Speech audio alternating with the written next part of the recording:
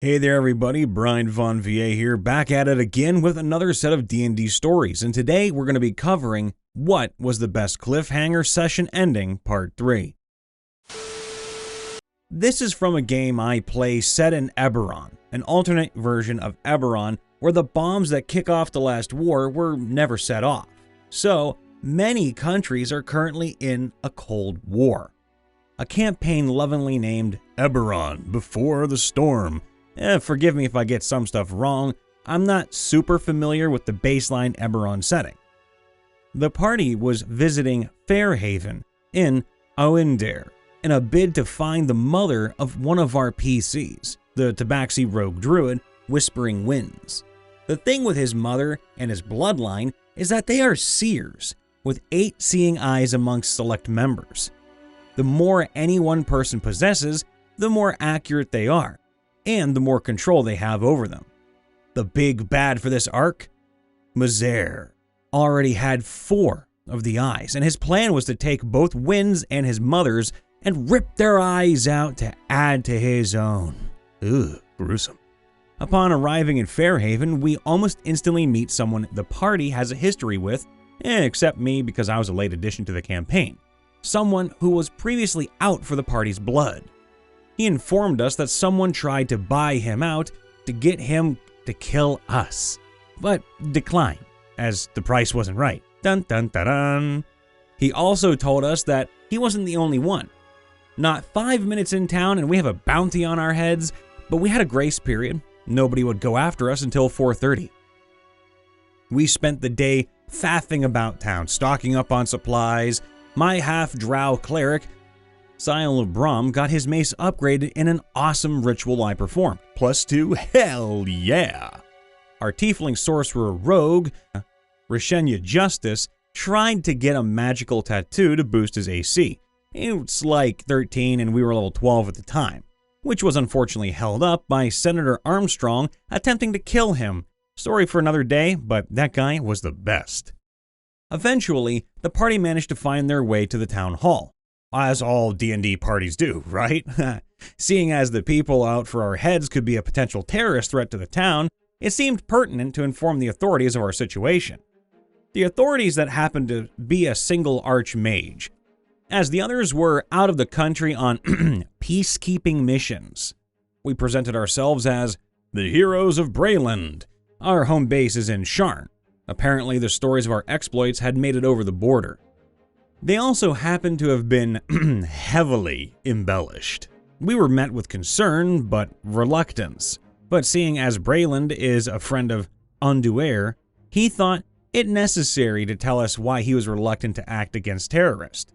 You see, in our game, lead prevents magic from being cast. Our DM's rationale is since the dead dragons that gave the world magic sort of give it off in a background radiation sense, lead technically blocks it, and the city hall was lead-lined. This makes sense, you don't want magical terrorists to come in and, destroy city hall.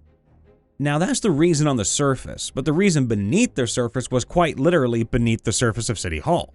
This happened somewhat later on, but one by one we were all shown the real reason for the lead lining. Beneath the city hall was a lich, the burning lich, Cinder, being held there by a combination of lead lining, anti-magic fields, and containment crystals to keep him in place. That's not good, man. But every year, these get weaker and weaker. His escape isn't a worst-case scenario, it's inevitable. Normally held in a sort of stasis when we saw him, the field had weakened enough that he was actually able to talk with us. This is not the end of the story, however. Fast forward a few sessions. Winds was kidnapped, basically catnapped. He broke out of captivity and shot Mazer in the knee, and got all 8 eyes of seeing, some forcefully after killing Mazer and inheriting the ones passed down from his mother. My side character, Trav Agatate, the monk fighter, had a showdown with Senator Armstrong. Again, story for another day. At the end of the fight, he revealed he had planted bombs throughout Fairhaven, and they were set to go off any minute now. A bit later, after we had killed Mazer, the bombs went off through the whole town, and you wouldn't know it. One of the charges had been set underneath the city hall. The explosion was strong enough to crack the containment crystals, which allowed Cinder to escape. We didn't know this for a good 2 or 3 hours, as our party had gotten separated by the explosion. Each of us getting sent either to different planes, don't ask, or to different parts of the underground tunnel we were in. Wynn's visions are almost never purposely triggered. These are usually triggered by a future sense of strong emotion and pain. About 90% of his visions are of the party dying. Must be pretty rough. Upon getting all 8 eyes, he had a vision. These visions are so emotionally draining that each time he has one forced upon him, he basically starts having a seizure and foaming at the mouth. Upon awakening, our normally skittish and meek Wynns had an air of determination about him for the first time ever. Turns out Wynns had a Doctor Strange moment and went through every possible series of actions we could take, with just one path being the one where none of us would die. As the party reconvened, we started heading back to Fairhaven proper, as we were on a small island where Wynns was taken. Once we arrived, we found the utter destruction Cinder had wrought. The town was overrun by wraiths and ghouls, and all 7 of the living archmages who had returned shortly before were found either dead or at death's door.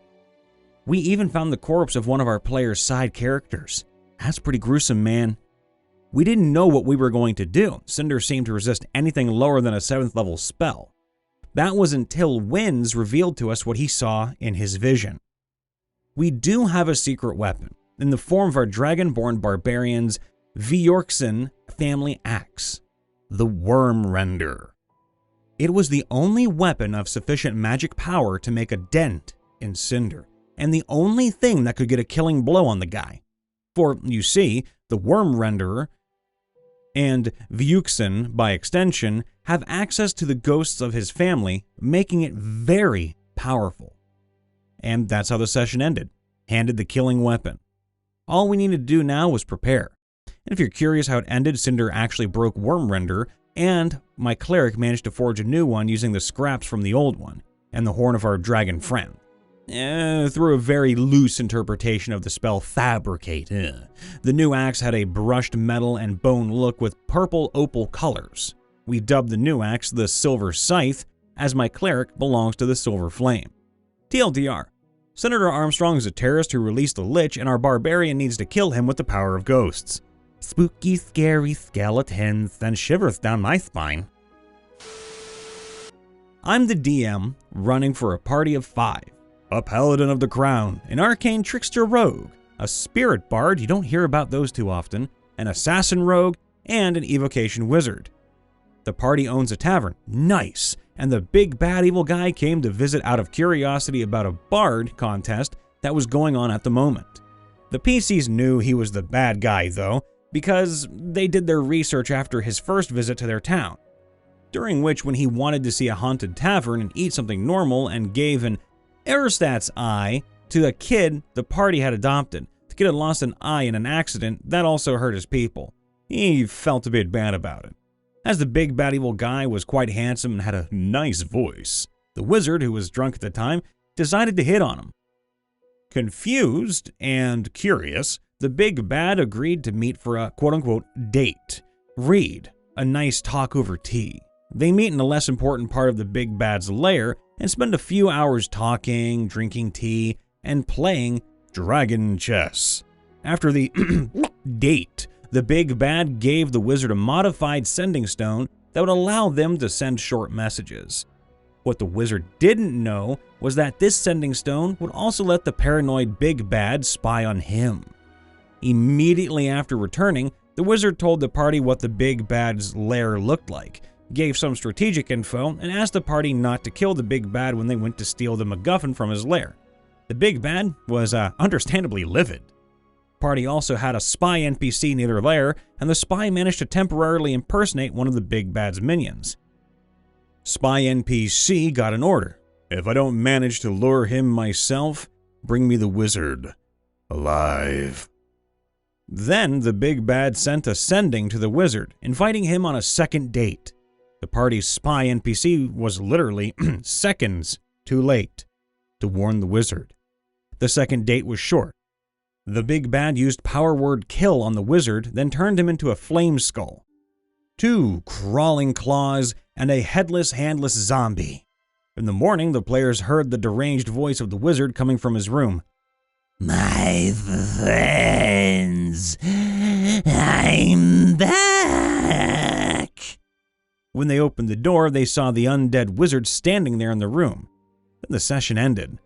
That's fucking terrifying, dude. Oh, no, not again. What is it? They're back! The KFC has returned! And we will pick this up next week. The KFC is the Kobold Fight Club. I could not keep a straight face saying that. If you guys could see my face right now, it's in a half-cocked smile, and I'm trying not to giggle like a little schoolgirl. Hey everybody, Brian Von VA here, back at it again. Make sure to leave a like, to subscribe, and to ring that bell to get notified when we post or in case we go live. And of course, be sure to check us out on TikTok and Twitch. Links are in the description below. If you have a story that you'd like to submit to us, please do so on our subreddit r/MrRipper. And be sure to come check me out, Brian Von VA. That's VAUGHN, since somebody thought it was spelled VON. Very weird. Do so on Twitch and YouTube. I'm also on Twitter, but check me out on all social medias that you can find me on. As always, I try to end things on a positive note. No, don't worry, no cliffhangers for the positivity, it will forever flow. That said, I just wanted to say thank you to every single one of you. I don't have to read every single comment of yours to know that all of you matter. And this isn't some arbitrary thing about, like, oh, hey guys, you're great because you're, blah, blah, blah, watching my videos. No. Y'all are awesome because I get to see so many people interacting with each other and themselves in a way that you otherwise never would. And I have the luxury of inspiring some of you to play D&D, or to make new friends in our own community that play D&D now, or to seek out even more communities with D&D stuff related. And I've met quite a few of you through, Twitch. When you guys finally come over, I see people coming over and saying, "Hey, Bri, I loved you, I'm MrRipper." And I'm like, hey, I'm glad I can make your day a little bit better and brighter, because all of you are worth that. I put in my whole effort into these stories to make sure you guys and gals can either smile, or cry, or feel something. And I'm grateful that I have that opportunity. So thank you guys and gals out there for listening in. And please make sure to stay being who you really are. Don't let anybody else change you. If you have to make changes, do it on your own accord. All the love, be safe, be happy. We'll see you next time. Bye for now.